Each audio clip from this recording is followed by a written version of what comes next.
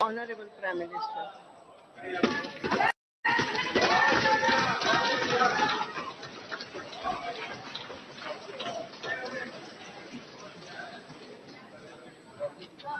आदरणीय अध्यक्ष महोदय जी,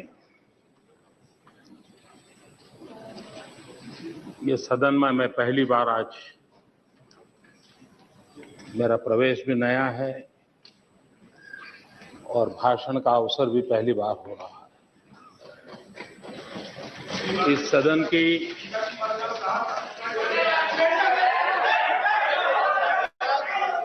अधीर रंजन जी, प्लीज। इस सदन की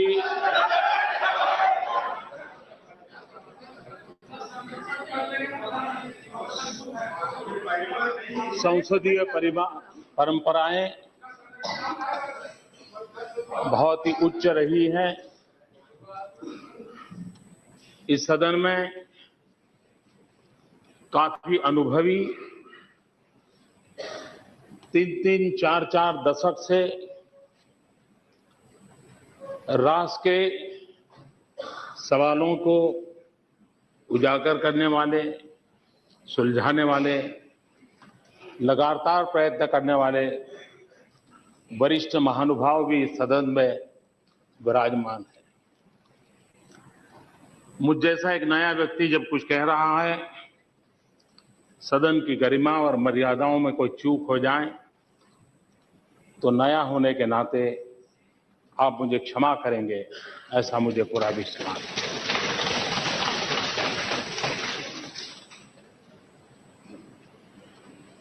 राष्ट्रपति जी के अभिभाषण पर लोकसभा में 50 से अधिक आदरणीय सदस्यों ने अपने विचार रखे हैं।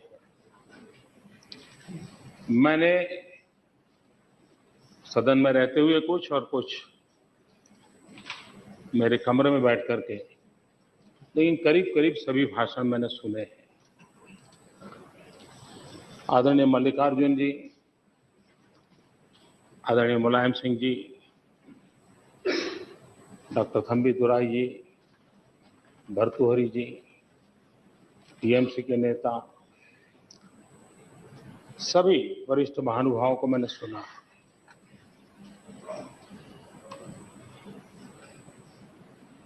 ये बात सही है कि एक स्वर ये आया है कि आपने इतनी सारी बातें बताई हैं, कैसे करोगे, कब करोगे। मैं मानता हूं एक सही विषय को स्पर्श किया है और एक मन में आना बहुत स्वाभाविक है। मैं एक अनुभव बताता हूं अपना।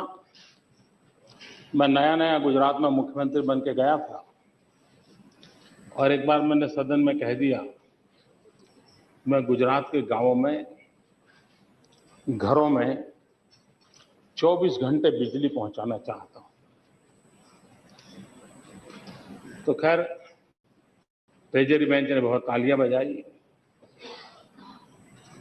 सामने की तरफ सन्नाटा था, लेकिन हमारे जो विपक्ष के नेता थे, चौधरी अमर सिंह जी, कांग्रेस के वरिष्ठ नेता थे, बड़े सुलझे हुए थे। वे बाद में समय लेकर के मुझे मिलने आए। उन्होंने कहा, मोदी जी कहीं आपकी कोई चूक तो नहीं हो रही, आप नए हो, आपका अनुभव नहीं है और आप 24 घंटे बिजली इम्पॉसिबल है, आप कैसे दोगे। और एक मित्र भाव से उन्होंने मेरी चिंता व्यक्त की थी। मैंने उनसे कहा कि मैंने सोचा है और मुझे लगता है कि हम करेंगे। बोले संभव ही नहीं है, 2000 मेगावाट और डेफिसिट है और आप कैसे करोगे। उनके मन में वो विचार आना बड़ा स्वाभाविक था, लेकिन मुझे इस बात का आनंद है कि वो काम गुजरात में हो गया था और इसलिए यहां बैठे हुए काफी वरिष्ठ महानुभावों के मन में सवाल आना बहुत स्वाभाविक है कि भाई अभी तक नहीं हुआ, अब कैसे होगा। अभी तक नहीं हुआ इसलिए शक होना बहुत स्वाभाविक है, लेकिन मैं इस सदन को विश्वास दिलाता हूं कि राष्ट्रपति जी ने जो रास्ता प्रस्तुत किया है उसको पूरा करने में हम कोई कोताही नहीं बरतेंगे। हमारे लिए राष्ट्रपति जी का अभिभाषण ये सिर्फ परंपरा और रिचुअल नहीं है। हमारे लिए उनके माध्यम से कही हुई हर बात एक सैंक्टिटी है, एक पवित्र बंधन है और उसे पूरा करने का हमारा प्रयास भी है और यही भावना हमारी प्रेरणा भी बन सकती है जो हमें काम करने की प्रेरणा देती है। और इसलिए राष्ट्रपति जी के अभिभाषण को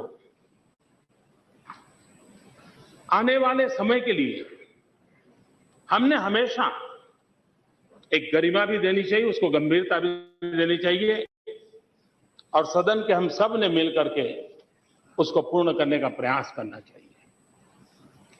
जब मतदान हुआ, मतदान होने तक हम सब उम्मीदवार थे, लेकिन सदन में आने के बाद हम जनता के उम्मीदों के दूत हैं। तब तो हम उम्मीदवार थे, लेकिन सदन में पहुंचने के बाद हम जनता की उम्मीदों के रखवाले हैं। किसी का दायित्व दूत के रूप में उसको परिपूर्ण करना होगा, किसी का दायित्व अगर कुछ कमी रहती है तो रखवाले बनकर के पूरी आवाज उठाना, यह भी एक उत्तम दायित्व है। हम सब मिलकर के उस दायित्व को निभाएंगे। मुझे इस बात का संतोष रहा कि अधिकतम इस सदन में जो भी विषय आए हैं, छोटी मोटी नोकझोंक तो आवश्यक भी होती है, लेकिन पूरी तरह सकारात्मक माहौल नजर आया। यहां भी जो मुद्दे उठाए गए उसके भीतर भी एक आशा थी, एक होप थी। यानी देश के 125 करोड़ नागरिकों ने जिस होप के साथ इस संसद को चुना है, उसका प्रतिध्वनि इस तरफ बैठे हुए या उस तरफ बैठे हुए सबकी बातों में मुखर हुआ है। ये मैं मानता हूं एक शुभ संकेत है भारत के भाग्य के लिए। राष्ट्रपति जी ने अपने भाषण में चुनाव, मतदाता, ये परिणाम, उसकी सराहना की। मैं भी देशवासियों को अभिनंदन करता हूं, उनका आभार व्यक्त करता हूं कि कई वर्षों के बाद देश ने स्थिर शासन के लिए, विकास के लिए, सुशासन के लिए मत देकर के 5 साल के लिए विकास की यात्रा को सुनिश्चित किया है। भारत के मतदाताओं की ये चिंता और उनका ये चिंतन, अब उन्होंने जो हमें जिम्मेवारी दी है उसको हमें परिपूर्ण करना है। लेकिन एक बात मुझे हमने सोचनी होगी कि दुनिया के अंदर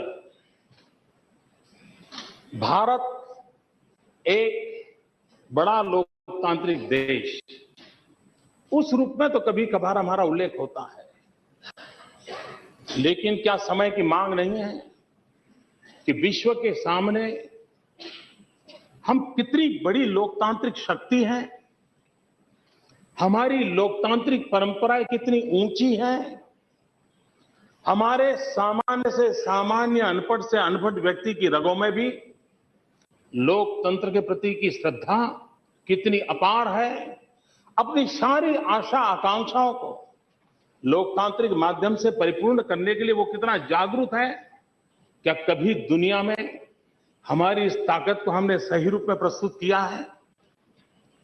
इस चुनाव के बाद हम सबका एक सामूहिक दायित्व बनता है कि विश्व को डंके की चोट पर हम ये समझाएं,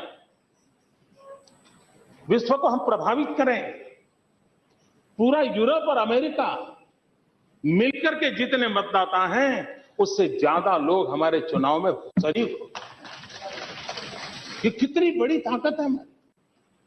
क्या विश्व के सामने भारत के इस सामर्थ्यवान रूप को कभी हमने प्रकट किया है?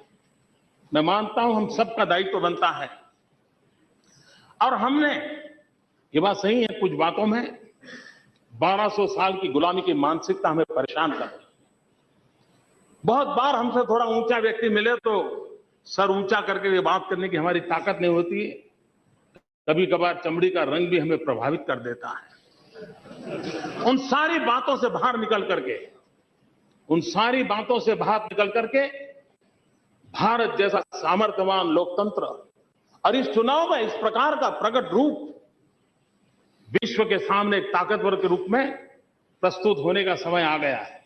और हमने दुनिया के सामने सर ऊंचा कर करके, आंख में आंख मिला करके, सीना तान करके भारत के 125 करोड़ नागरिकों के सामर्थ्य को प्रकट करने की ताकत रखनी चाहिए और उसके एजेंडा के रूप में आगे बढ़ाना चाहिए। भारत का गौरव और गरिमा इसके कारण बढ़ सकती है। भाइयों बहनों, माननीय अध्यक्ष महोदय जी, ये बात सही है कि देश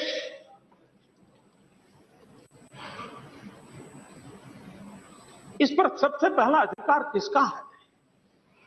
सरकार किसके लिए होनी चाहिए? क्या सरकार सिर्फ पढ़े लिखे लोगों के लिए हो? क्या सरकार सिर्फ इन्हें गिने लोगों के लाभ के लिए हो? सरकार गरीबों के लिए होनी चाहिए। अमीर को अपने बच्चों को पढ़ाना है तो दुनिया के कोई भी स्कूल वो या तो दुनिया का कोई भी टीचर हायर कर सकता है। अमीर के घर में कोई बीमार हो गया, सैकड़ों डॉक्टर उसकी तैनात में आके खड़े हो सकते हैं। गरीब कहां जाएगा? उसके नसीब में तो वो सरकारी स्कूल है, उसके नसीब में तो वो सरकारी अस्पताल है। और इसलिए सरकार का सबसे पहला दायित्व होता है कि वे गरीबों की सुने और गरीबों के लिए जिए। अगर हम सरकार का कारोबार गरीबों के लिए नहीं चलाते हैं, गरीबों की भलाई के लिए नहीं चलाते हैं, तो ये देश की जनता हमें कतई माफ नहीं करेगी। और इसलिए माननीय अध्यक्ष महोदय जी, इस सरकार की पहली प्राथमिकता है, और हम तो पंडित दीनदयाल उपाध्याय जी के आदर्शों से पले हुए लोग हैं, जिन्होंने हमें अंत्योदय की शिक्षा दी थी। गांधी, लोहिया और दीनदयाल जी तीनों के विचार सूत्र को हम पकड़े तो आखिरी मानवीय छोर पर बैठे हुए इंसान के कल्याण का काम, यानी इस शताब्दी के ये राजनीतिक चिंतन के तीनों महापुरुषों ने हमें एक ही रास्ता दिखाया है कि समाज के आखिरी छोर पे जो बैठा हुआ इंसान है उसके कल्याण को प्राथमिकता दी जाए। हमारी वो प्रतिबद्धता है। अंत्योदय का कल्याण ये हमारी प्रतिबद्धता है। गरीब को गरीबी से बाहर लाने के लिए उसके अंदर वो ताकत लानी है ताकि वो गरीबी के खिलाफ जूझ सके। गरीबी के खिलाफ लड़ाई लड़ने का सबसे बड़ा औजार होता है शिक्षा। गरीबी से लड़ने का सबसे बड़ा साधन होता है अंधश्रद्धा से मुक्ति। अगर हम गरीबों में जो अंधश्रद्धा के भाव पड़े हैं, अशिक्षा की अवस्था पड़ी है, अगर उसमें से उसको बाहर लाने में सफल होते हैं तो इस देश का गरीब किसी के टुकड़ों पर पलने की इच्छा नहीं रखता है। वो अपने बलबूते पर अपनी दुनिया खड़ी करने के लिए तैयार है। उतना सम्मान और गौरव से जीना गरीब का स्वभाव है। हम उसकी इस मूलभूत ताकत को पकड़ करके अगर उसको बल देने का प्रयास करते हैं, और इसलिए सरकार की योजनाएं गरीब को गरीबी से बाहर आने की ताकत दें, गरीब से गरीबी के खिलाफ लड़ाई लड़ने की ताकत दे और शासन की सारी व्यवस्थाएं गरीब को सशक्त बनाने के लिए काम आनी चाहिए और सारी व्यवस्थाओं का अंतिम नतीजा उस आखिरी छोर पर बैठे हुए इंसान के लिए काम में आए, उस दिशा में होगा, तब जाकर उसका कल्याण हम कर पाएंगे। हम सदियों से कहते आए हैं कि कृषि प्रधान देश है, ये गांवों का देश है, लेकिन ये नारे तो बहुत अच्छे लगे, सुनना भी बहुत अच्छा लगा, लेकिन क्या हम आज अपने सीने पर हाथ रख करके कह सकते हैं कि हमने हमारे गांव के जीवन को बदल पाए हैं, हमारे किसानों के जीवन को बदल पाए हैं? यहां मैं किसी सरकार की आलोचना करने के लिए खड़ा नहीं हूं। यह हमारा सामूहिक दायित्व है कि भारत के गांवों के जीवन को बदलने के लिए उसको हम अग्रिमता दें, किसानों के जीवन को बदलने के लिए उसको अग्रिमता दें। और राष्ट्रपति जी के भाषण में उस बात को करने के लिए हमने कोशिश की। यहां एक विषय ऐसा भी आया कि कैसे करेंगे। हमने एक शब्द प्रयोग किया है, रर्बन, गांवों के विकास के लिए, जो राष्ट्रपति जी के भाषण में हमने देखा। जहां सुविधा शहर की हो, आत्मा गांव की हो, गांव की पहचान गांव की आत्मा में बनी हुई है। आज वो अपनापन, गांव में एक बारात आती तो पूरा गांव को लगता है हमारे गांव की बारात है। गांव में एक मेहमान आता है तो पूरे गांव को लगता है हमारे गांव का मेहमान है। यह हमारे देश की एक अनमोल विरासत है, उसको बनाना है, बचाए रखना है। लेकिन हमारे गांव के लोगों को आधुनिक सुविधा से हम वंचित रखेंगे क्या? और मैं अनुभव से कहता हूं, अगर गांव को आधुनिक सुविधाओं से सज्ज किया जाए तो गांव देश की प्रगति में ज्यादा कंट्रीब्यूशन कर रहा है। अगर गांव में भी 24 घंटे बिजली हो, अगर गांव को भी ब्रॉडबैंड कनेक्टिविटी मिले, गांव के बालक को भी उत्तम से उत्तम शिक्षा मिले। मान ले पल भर के लिए शायद हमारे पास हर गांव में अच्छे टीचर ना हो, लेकिन आज का विज्ञान हमें लॉन्ग डिस्टेंस एजुकेशन के लिए पूरी ताकत देता है। शहर में बैठ करके भी उत्तम से उत्तम शिक्षक के माध्यम से गांव के आखिरी छोर पर बैठे हुए स्कूल के बच्चे को हम पढ़ा सकते हैं। हम सैटेलाइट व्यवस्था का उपयोग, उस आधुनिक विज्ञान का उपयोग हम गरीब बच्चों की शिक्षा के लिए क्यों न करें? अगर गांव के जीवन में हमें बदलाव लाए तो किसी को भी अपना गांव छोड़ करके जाने का मन नहीं करता है। गांव को, नौजवान को क्या चाहिए? रोजगार मिल गया तो अपने मां बाप के पास रहना चाहता है। क्या गांव के अंदर हम उद्योगों की जाल नहीं खड़ी कर सकते? एटलीस्ट हम एक बल दें एग्रोबेज इंडस्ट्रीज को। अगर हम मूल्य वृद्धि करें, मूल्य वृद्धि पर हम बल दें, और आज उसकी एक ताकत है, उस ताकत को अगर हमने स्वीकार किया तो हम गांव के आर्थिक जीवन को भी, गांव की व्यवस्थाओं के जीवन को भी बदल सकते हैं, और किसान का स्वाभाविक लाभ भी उसके साथ जुड़ा हुआ है।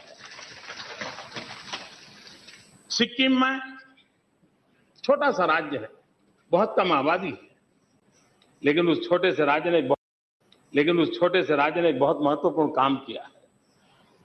बहुत ही निकट भविष्य में सिक्किम प्रदेश हिंदुस्तान के लिए गौरव देने वाला ऑर्गेनिक स्टेट बनने जा रहा है। वहां के हर उत्पादन ऑर्गेनिक होने वाला है। आज पूरे विश्व में ऑर्गेनिक खेत उत्पादन की बहुत बड़ी मांग है। होलिस्टिक हेल्थ केयर की चिंता करने वाला एक पूरा वर्ग है दुनिया में, जो मांगो उतना दाम दे करके ऑर्गेनिक चीजें खरीदने के लिए कतार में खड़ा है।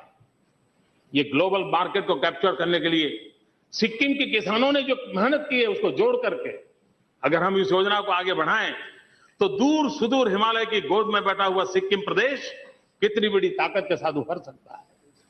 और इसलिए क्या कभी हम सपना नहीं देख सकते कि हमारा पूरा नॉर्थ ईस्ट ऑर्गेनिक स्टेट के रूप में हम कैसे उभार सकें, और पूरे नॉर्थ ईस्ट को ऑर्गेनिक स्टेट के रूप में हम उभारें, और विश्व के मार्केट को कब्जा करने के लिए भारत सरकार की तरफ से उनको मदद मिले तो वहां दूर पहाड़ों में रहने वाले लोगों की जिंदगी में कितना बड़ा बदलाव आ सकता है। कृषि के जीवन में हमारी इतनी कृषि यूनिवर्सिटीज है, बहुत रिसर्च हो रही है, लेकिन ये दुर्भाग्य रहा है कि जो लैब में है वो लैंड पर नहीं है। लैब से लैंड तक की यात्रा जब तक हम उसको बल नहीं देंगे, हम कृषि को परंपरागत कृषि से बाहर ला करके आधुनिक कृषि की ओर जाने की आवश्यकता है। गुजरात ने एक छोटा सा प्रयोग किया था, सॉइल हेल्थ कार्ड। हमारे देश में मनुष्य के पास भी अभी हेल्थ कार्ड नहीं है, लेकिन गुजरात में हमने एक इनिशिएटिव लिया था। उसकी जमीन की तबीयत का उसके पास कार्ड है, उसके कारण से पता चला कि उसकी जमीन जिस पाक के लिए उपयोगी नहीं है वो उसी फसल के लिए खर्चा कर रहा था। जिस फर्टिलाइजर की जरूरत नहीं है उतनी मात्रा में वो फर्टिलाइजर डालता था। जिन दवाइयों की कतई जरूरत नहीं थी वो दवाइयां लगाता था। बेकार में साल भर में 50,000 लाख रुपए यूं ही फेंक देता था। लेकिन सॉइल हेल्थ कार्ड के कारण उसको समझ आई कि उसकी कृषि को कैसे लिया जाए। क्या हम हिंदुस्तान के हर किसान को सॉइल हेल्थ कार्ड देने का अभियान पूर्ण नहीं कर सकते? हम कर सकते हैं इसको। और सॉइल टेस्टिंग के लिए भी हम अध्ययन के साथ कमाई का भी एक नया आयाम ले सकते हैं। जो लोग मुझे पूछ रहे हैं कैसे करोगे, मैं इसलिए एक विषय को जरा लंबा खींच करके बता रहा हूं कैसे करेंगे। हमारे एग्रीकल्चर यूनिवर्सिटी के स्टूडेंट्स अप्रैल मई जून के अंदर जब वैकेशन में गांव जाते हैं और पूरे हिंदुस्तान में जो 10+2 की स्कूल्स है जिसमें एक लेबोरेटरी होती है, क्यों न वैकेशन में वो लेबोरेटरी को सॉइल टेस्टिंग लेबोरेटरी में कन्वर्ट किया जाए। एग्रीकल्चर यूनिवर्सिटी के स्टूडेंट जो कि वैकेशन में अपने गांव जाते हैं उनको स्कूलों के अंदर काम में लगाया जाए और वैकेशन के अंदर वो अपना सॉइल टेस्टिंग का काम उस लेबोरेटरी में करें। उसकी कमाई होगी, उस स्कूल को कमाई होगी और उसमें से अच्छी लेबोरेटरी बनाने का इरादा बनेगा। एक जन आंदोलन के रूप में परिवर्तित किया जा सकता है, नहीं किया जा सकता। कहने का तात्पर्य यह है कि हम छोटे छोटे छोटे प्रायोगिक उपाय करेंगे तो हम चीजों को बदल सकते हैं। आज हमारे रेलवे की आदत क्या है? वो लकीर के फकीर हैं। उनको लिखा गया कि भाई मंडे को जो माल आए वो 1 वीक के अंदर चला जाना चाहिए। अगर मंडे को मार्बल आया है स्टेशन पे, मुंबई पहुंचाना है और ट्यूसडे को टमाटर आया है तो पहले मार्बल भेजता है, टमाटर बाद में भेजता है। क्यों? मार्बल अगर 4 दिन बाद पहुंचेगा तो क्या फर्क पड़ता है, टमाटर पहले पहुंचा है तो कम से कम हमने हमारी पूरी व्यवस्थाओं को सेंसिटाइज करना पड़ेगा। आज हमारे देश का दुर्भाग्य है, इतनी बड़ी टेक्नोलॉजी हुई, इंफॉर्मेशन टेक्नोलॉजी के नाम पर दुनिया में हम छाए हुए रहे। सॉफ्टवेयर इंजीनियर के रूप में हमारी पहचान बन गई, लेकिन आज हमारे देश के पास एग्रो प्रोडक्ट का रियल टाइम डाटा नहीं है। क्या हम इंफॉर्मेशन टेक्नोलॉजी के नेटवर्क के माध्यम से एग्रो प्रोडक्ट का रियल टाइम डाटा इकट्ठा कर सकते हैं? महंगाई को दूर करने का हमने वादा किया और हम इसमें प्रामाणिकता से प्रयास करने के लिए प्रतिबद्ध है। और इसलिए नहीं वो सिर्फ चुनावी वादा था इसलिए कर रहा है, ये हमारी सोच है कि गरीब के घर में शाम को चूल्हा जलना चाहिए। गरीब के बेटे आंसू पी करके सो जाएं, ये स्थिति में से बदलाव आना चाहिए और ये हम सबका कर्तव्य है। राज्य हो, राष्ट्रीय सरकार हो, सत्ता में हो या विपक्ष में हो, हम सबका सामूहिक दायित्व है कि हिंदुस्तान का कोई गरीब भूखा न रहे। और इस कर्तव्य की पूर्ति के लिए हम इस काम को करना चाहते हैं। अगर रियल टाइम डाटा हो, आज भी देश में अन्न के भंडार पड़े हैं, ऐसा नहीं कि अन्न के भंडार नहीं है, लेकिन व्यवस्थाओं की कमी है।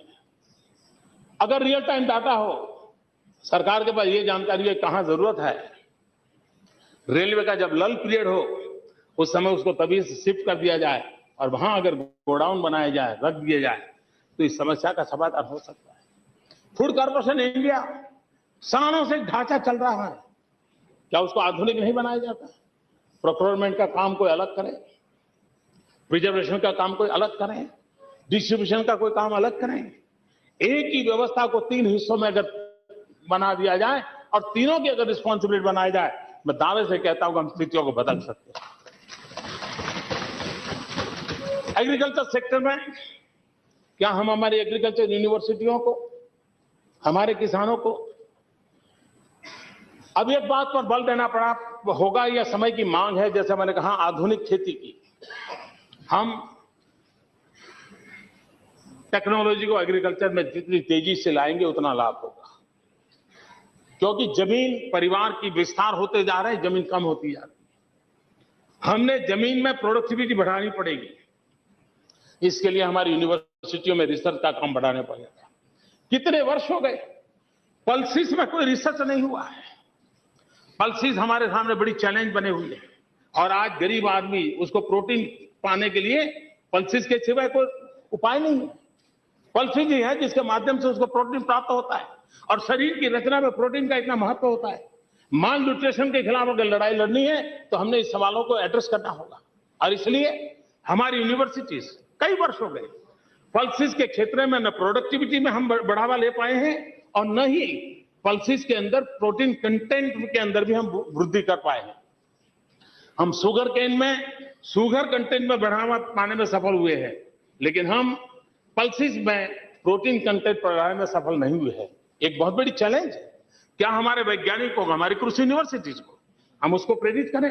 हम इन समस्याओं का एक क्यूमुलेटिव इफेक्ट के साथ अगर चीजों को आगे बढ़ाते हैं तो मैं मानता हूं हम समस्याओं का समाधान कैसे हो सकता है, इसका ही रास्ता है।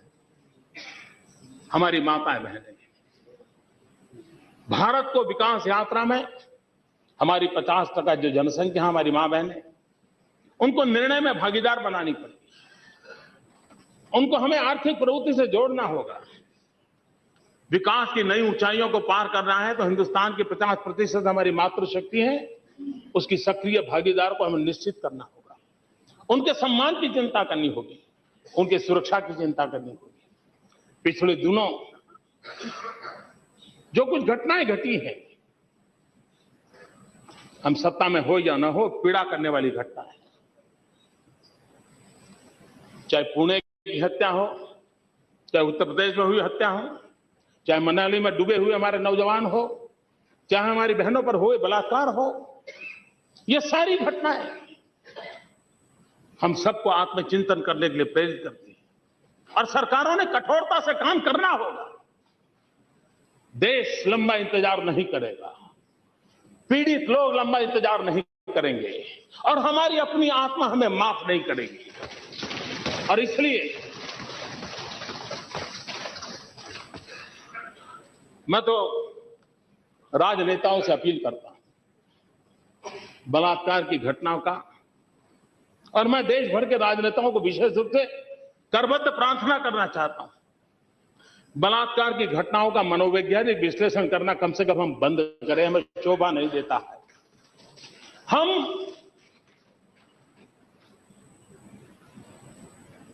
मां बहनों की डिग्निटी पर खिलवाड़ करते हैं। क्या हम राजनीतिक स्तर पर पहुंच गए तो हमें इस प्रकार की बयानबाजी करना शोभा देता है क्या? क्या हम मौन नहीं रह सकते हैं? और इसलिए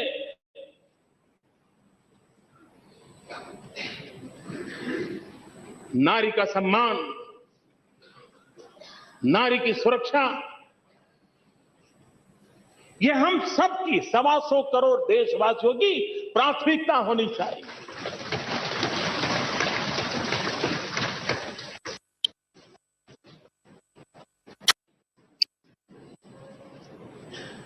यह देश 65% जनसंख्या 35 से कम आयु की है। हम कितने सौभाग्यशाली हैं। हम उस युग चक्र के अंदर आए, आज जीवित हैं। हम उस युग चक्र में संसद में बैठे हैं जब हिंदुस्तान दुनिया का सबसे नौजवान देश है। डेमोग्राफिक डिविडेंड इस ताकत को हम पहचाने, पूरे विश्व को आने वाले दिनों में लेबर फोर्स की, मैन पावर की, स्किल मैन पावर की बहुत बड़ी आवश्यकता है। जो लोग इस शास्त्र के अनुभवी हैं वो जानते हैं कि पूरे विश्व को स्किल मैन पावर की आवश्यकता है। हमारे पड़ोस में हम नौजवान होते जा रहे हैं, ये एडवांटेज है। और इसलिए दुनिया के सभी समृद्ध से समृद्ध देश का एक ही एजेंडा रहता है, स्किल डेवलपमेंट। हमारे देश की प्राथमिकता होनी चाहिए स्किल डेवलपमेंट। उसके साथ साथ हमें सफल होना है तो हमें श्रम एव जयते इस मंत्र को चरितार्थ करना होगा। श्रमिक का सम्मान, राष्ट्र के निर्माण में श्रमिक का स्थान होता है, वो विश्वकर्मा है, उसका हम गौरव कैसे करें। भाइयों बहनों, भारत का एक परसेप्शन दुनिया में बन पड़ गया है, हमारी पहचान बन गई है स्कैम इंडिया की। हमारे देश की पहचान हमें बनानी है स्किल्ड इंडिया की।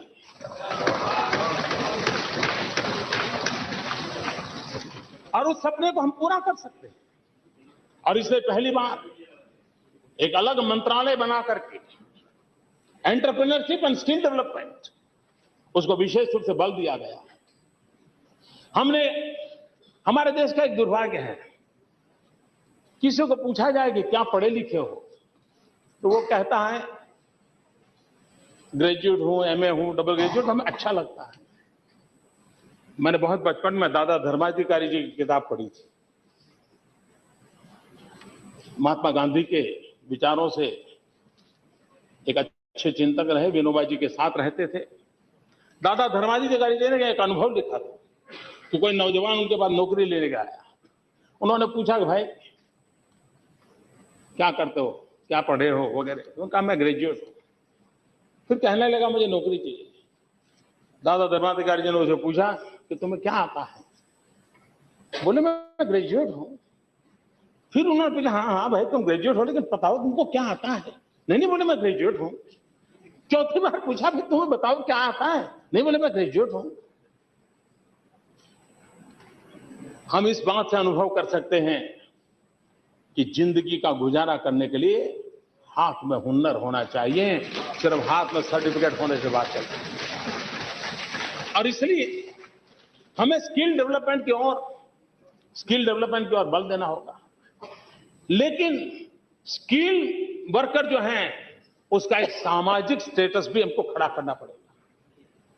7वीं कक्षा तक पढ़ा हुआ बच्चा गरीबी के कारण स्कूल छोड़ देता है, कहीं जाकर के स्किल डेवलपमेंट के कोर्स का सौभाग्य मिला चला जाता है, लेकिन लोग उसको महत्व नहीं देते। अच्छा 7वीं पढ़े हो, चले जाओ। हमने उसको इक्विवेलेंट व्यवस्था खड़ी करनी पड़ेगी। मैंने गुजरात में प्रयोग किया था। जो 2 साल का आईटीआई करते थे, मैंने उनको 10वीं के इक्वल बना दिया। जो 10वीं के बाद आए थे उनको 12th का इक्वल बना दिया। उनको डिप्लोमा का अगर पढ़ना है तो रास्ते खोल दिया, डिग्री में जाना है तो रास्ते खोल दिए। 7वीं पास था लेकिन डिग्री तक जा सकता है, रास्ते खोल दिए। बहुत हिम्मत के साथ नए निर्णय करने होंगे। अगर हम स्किल डेवलपमेंट को बल देना चाहते हैं तो उसकी सामाजिक प्रतिष्ठा पैदा करनी होगी। और दुनिया में, मैंने कहा दुनिया में वर्कफोर्स की आवश्यकता है। आज सारे विश्व को टीचर्स की आवश्यकता है। क्या हिंदुस्तान टीचर एक्सपोर्ट नहीं कर सकता है?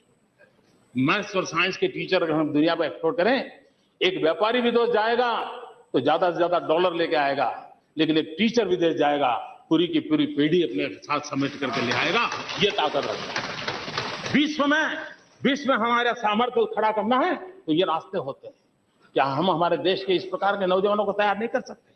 ये सारी संभावनाएं पड़ी हैं। उन संभावनाओं को लेकर के अगर आगे चलने का हम मादा रखते हैं तो मुझे विश्वास है हम परिणाम ला सकते हैं। दलित हो, पीड़ित हो, शोषित हो, वंचित हो, हमारे दलित भाई बहनों, हमारे वनवासी भाई बहनों, क्या हम विश्वास से कह सकते हैं कि आजादी के इतने सालों के बाद उनके जीवन में हम बदलाव ला सके हैं?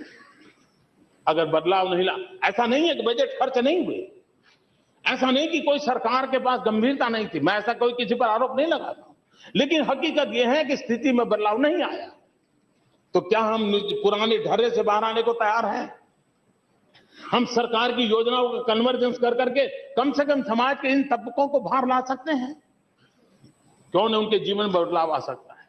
मैं मुसलमान भाई, मैं देखता हूं, जब मैं छोटा था जो साइकिल रिपेयरिंग करता था, आज उसकी तीसरी पीढ़ी का बेटा भी साइकिल रिपेयरिंग करता था। ऐसी दुर्दशा क्यों हुई? उनके जीवन में बदलाव कैसे आए? और इस बदलाव के लिए हमने फोकस एक्टिविटी करनी पड़ेगी, उस प्रकार की हमारी योजनाओं को लेकर के आने पड़ेगा। और मैं उन योजनाओं को तुष्टीकरण के रूप में देखता नहीं हूं, मैं उनके जीवन को बदलाव के रूप में देखता हूं। कोई भी शरीर अगर उसका एक अंग विकलांग हो तो उस शरीर को कोई स्वस्थ नहीं मान सकता। शरीर के सभी अंग अगर सशक्त हो तभी तो वो सशक्त शरीर हो सकता है। और इसलिए समाज का कोई एक अंग अगर वो दुर्बल रहा तो समाज कभी सशक्त नहीं हो सकता है। और इसलिए समाज के सभी अंग सशक्त होने चाहिए। उस मूलभूत भावना से प्रेरित होकर के हम काम करने की आवश्यकता है और हम उससे प्रतिबद्ध हैं, हम उसको करना चाहते हैं। हमारे देश में विकास की एक नई परिभाषा की ओर जाने की मुझे आवश्यकता लगती है। क्या आजादी का आंदोलन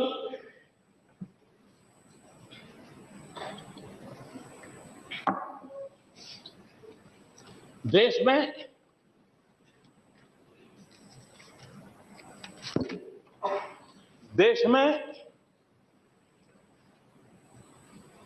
आजादी की लड़ाई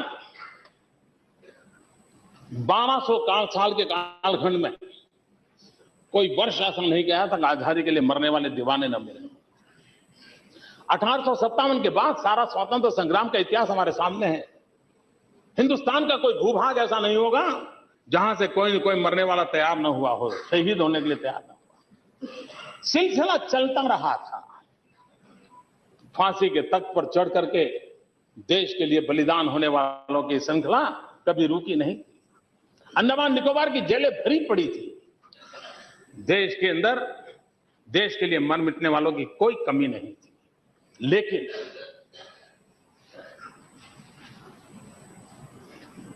एक शहीद शहादत मोल लेता था, फिर दूसरा खड़ा होने तक इंतजार होता था, फिर कोई अपनी प्रेरणा से खड़ा हो जाता था। सिलसिला चला था। आजादी की ललक कम नहीं थी, लेकिन ये महात्मा गांधी का बहुत बड़ा योगदान था और जिसको इतिहास में स्वीकार करना होगा। आजादी की ललक और आजादी के लिए मरने वालों की संख्या अटूट होने के बाद भी, अपार होने के बाद भी, महात्मा गांधी ने एक बहुत बड़ा काम किया। उन्होंने आजादी को जन आंदोलन बना दिया। उन्होंने आजादी को जन आंदोलन बना दिया। कोई झाड़ू लगाता था तो भी वो कहता था मैं देश की आजादी के लिए काम कर रहा हूं। कोई खादी पहनता था तो कहता था मैं आजादी के लिए काम कर रहा हूं। जो कोई रेटियां लेकर के सूत काटता था तो वो भी कहता था मैं आजादी के लिए कर रहा हूं। कोई किसी पड़ोसी को पढ़ाता था तो वो भी कहता था मैं आजादी के लिए कर रहा हूं। हिंदुस्तान के हर नागरिक के हर काम को उन्होंने आजादी का काम बना दिया था। जिस प्रकार से महात्मा गांधी ने आजादी को जन आंदोलन बना करके, और ये ऐसी व्यूहरचना थी जिसको न अंग्रेज समझ पाए, न अंग्रेज के पास उसको लड़ने की ताकत बन पाई थी। महात्मा गांधी ने जिस प्रकार से आजादी के आंदोलन को एक जन आंदोलन बनाया था, और हम सबका कर्तव्य है कि हम महात्मा गांधी से कुछ सीखें, उनसे प्रेरणा लें, उनके कदमों पर चलने का प्रयास करें। और इसलिए मैं कहता हूं हमने विकास को भी जन आंदोलन बनाना चाहिए। विकास को हमने सरकारी कार्यक्रम बनाया तो वही होगा जो आजादी के लिए लड़ने वालों का हुआ था। लेकिन विकास को अगर हम जन आंदोलन बना दिया, इस देश के अंदर हर व्यक्ति को लगना चाहिए, टीचर को भी लगना चाहिए कि मैं पढ़ाता हूं, देश के लिए पढ़ाता हूं। मजदूर भी रेलवे स्टेशन पर अगर सामान ढोता है उसको लगना चाहिए मैं मेरे देश के लिए कर रहा हूं। किसान खेत में काम कर रहा है उसको भी लगना चाहिए मैं मेरे देश के लिए कर रहा हूं। फिर से एक बार देश में सुराज्य का आंदोलन खड़ा करने की आवश्यकता है, जन आंदोलन खड़ा करने की आवश्यकता है। और ये ऐसा नहीं है कि संभव नहीं है। अगर हम सुराज्य के जन आंदोलन को खड़ा करें, जन जन को ये लगने लगे कि हाँ मैं जो करूंगा मेरे देश के लिए करूंगा। अगर वो मैं कूड़ा कचरा भी अगर मैं रास्ते पर नहीं फेंकता हूं तो मैं देश के लिए करता हूं। ये अगर भाव बन गया, मैं समय पर नौकरी पर जाता हूं मतलब कि मैं देश की सेवा करता हूं, ये भाव जगाया जा सकता है। आज भी हमारे देश में देशभक्ति की कोई कमी नहीं है। एक क्रिकेट के मैदान में पूरा हिंदुस्तान 125 करोड़ का देश भारत माता की जय लेकर के खड़ा हो सकता है, तो हिंदुस्तान के 125 करोड़ की भलाई के लिए हिंदुस्तान खड़ा हो सकता है। आवश्यकता है हम नेतृत्व प्रदान करें, और यहां बैठे हुए सभी सामर्थ्यवान हैं, जन जन को जगाने के लिए वो ताकत रखते हैं, उस ताकत को जगाने की जरूरत है। 5 साल के बाद महात्मा गांधी के 150 साल होंगे।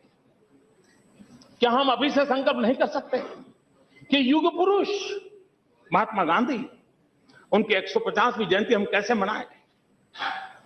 महात्मा गांधी की 150वीं जयंती हम कैसे मनाएं? और निर्णय अभी से करें, और जब 150वीं जयंती आए तो उस संकल्प की पूर्ति का वो पर्व बन जाए।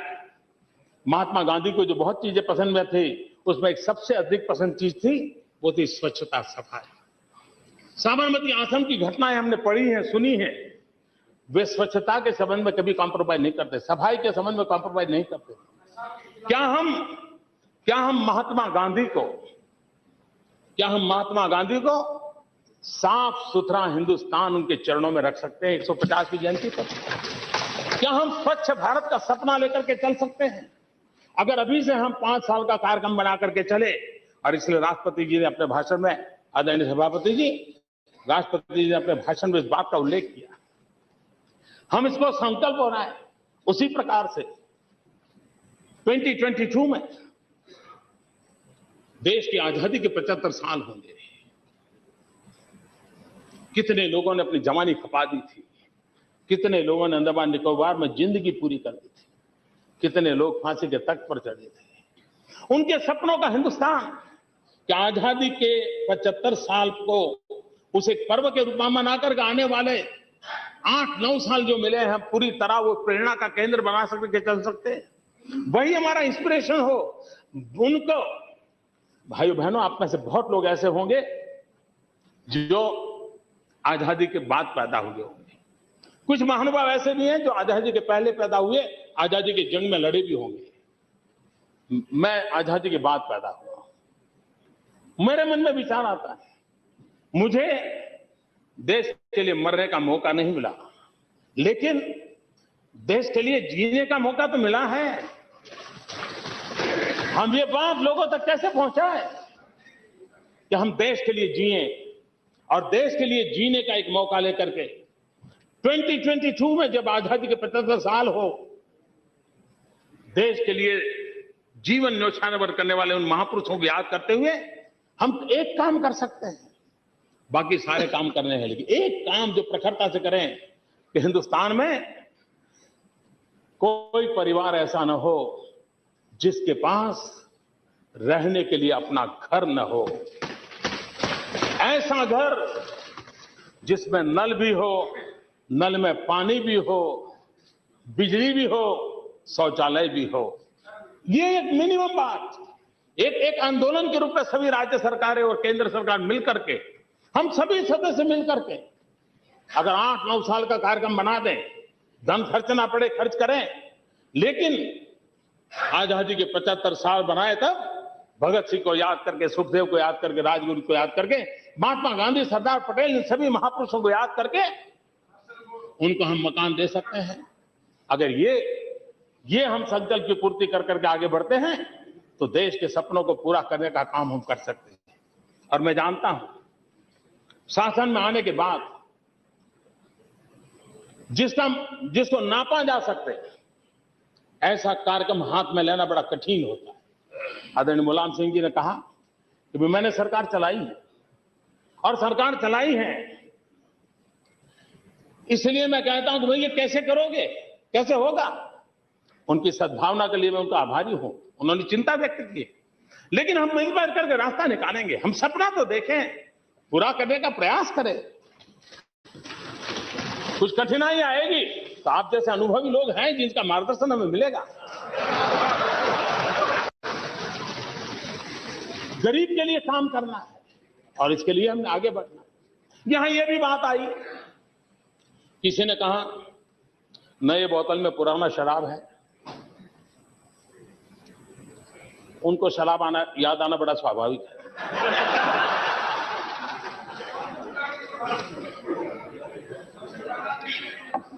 लेकिन ये भी कहा कि भाई ये तो हमारी बातें हैं, आपने जरा ऊपर नीचे करके रखी है, कोई नई बात नहीं है।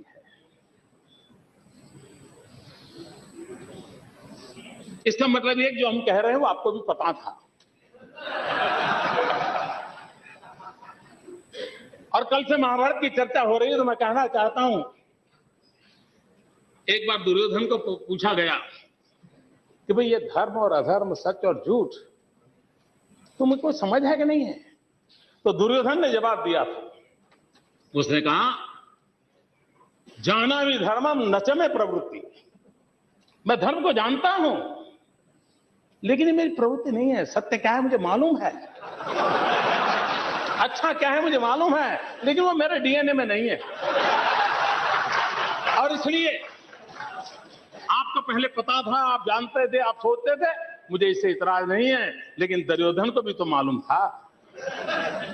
और इसलिए जब महाभारत की चर्चा करते हैं, हम महाभारत को लंबे अरसे से हमारे कानों पर गूंजता रहा है, सुनते आए हैं, लेकिन महाभारत काल पूरा हो चुका, न पांडव बचे हैं न कौरव बचे हैं, लेकिन जनमन में आज भी पांडव ही विजयी हो हमेशा हमेशा भाव रहा है। कभी पांडव पराजित हो ये कभी जनमन का भाव नहीं रहा है। भाइयों बहनों, विजय हमें बहुत सिखाता है और हमें सीखना भी चाहिए, हमें सीखना भी चाहिए।